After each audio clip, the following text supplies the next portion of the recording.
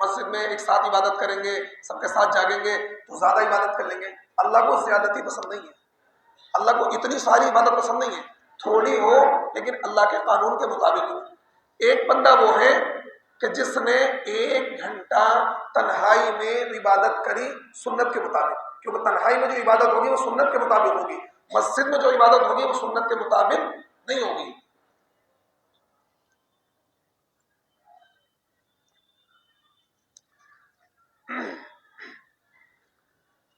تو علماء نے یہ لکھا ہے کہ وہ بندہ کہ جس نے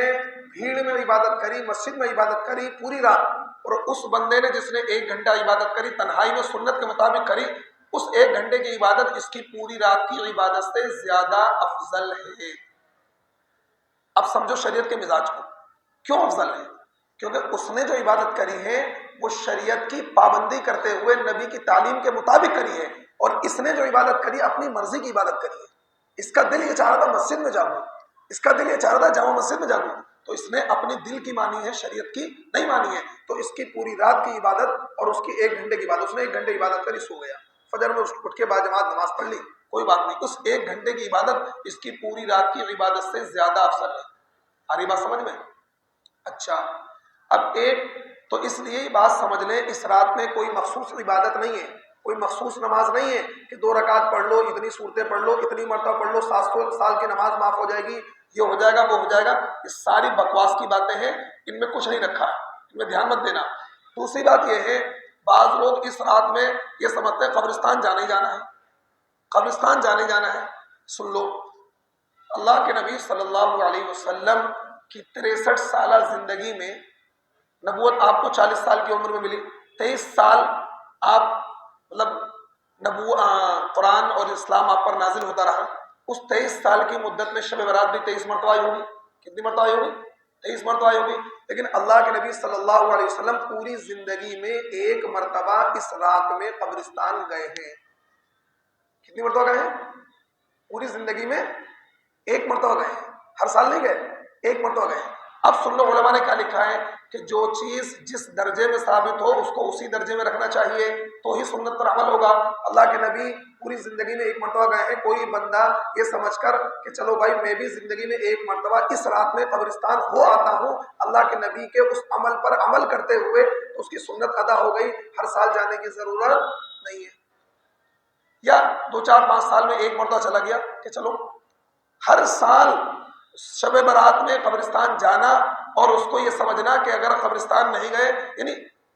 قبرستان جانے کو شب برات میں شمار کرنا، اس کے عمل میں شمار کرنا، یہ جائز نہیں ہے، یہ شریعت پر زیادتی ہے۔ بات سمجھ آ رہی ہے؟ شریعت کا مزاج سمجھ میں آ رہا ہے کہ جو چیز نبی سے جس درجے میں ثابت ہے اس کو اسی درجے میں رکھنا ہے، نہ تو گھٹانا ہے نہ تو بڑھانا ہے۔ اب اس رات کا تعلق حلوے سے، بعض لوگوں نے کیا کیا، اس میں حلوہ ایجاد کر لیا، چلو جی، کیونکہ ہمارا ہندوستانی مزاج ہے، ہر چیز میں رسم ضرور لے کر آئیں گے۔ حج ہے تو وہاں بھی رسم آ گئی، کیا حاجی صاحب پہلے جائیں گے تو 500 لوگوں کی دعوت کریں گے، عمرہ کرنے جائیں گے تو پہلے 200 لوگوں کی دعوت کریں گے، اور ایک پوری 2 4 بس بھر کے جائیں گی، اور بڑے طرح طرح کی چیزیں۔ تو یہ ہندوستانی کلچر ہے کہ یہ عبادت کو بھی نہیں چھوڑتے ہیں، عبادت میں رسم ضرور گھسیڑیں گے۔ اچھا، شیطان بھی ساتھ میں لگا ہوا ہے، شیطان نے کیا کہا تھا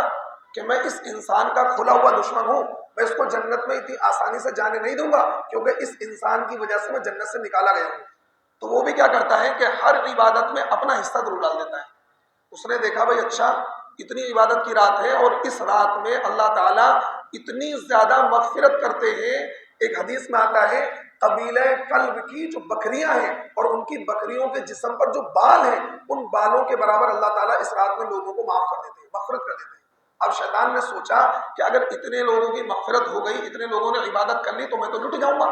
میں تو برباد ہو جاؤں گا، میری ساری محنت برباد ہو جائے گی۔ تو اس نے کہا اچھا جی، عورتوں کو لگا دو اس کام پر، بھائی تم پوری رات حلوہ بناتے ہو، تم گاجر کا حلوہ اور سوجی کا حلوہ اور چنے کی دال کا حلوہ یہی بناتے رہو، تمہاری پوری رات اسی میں کٹ جائے، مرد کھاتے رہے عورتیں بناتی رہیں۔ ارے بھائی پورے سال حلوے کا ذہن میں نہیں آیا، بھائی ہر روز بناؤ، مجھے بھی کھلاؤ، امام کو بھی کھلاؤ، مؤذن کو بھی کھلاؤ، خود بھی کھاؤ، محلے کھلاؤ، کس نے منع کیا ہے؟ آج ہی بنا کے بھیج دینا، کھا لوں گا۔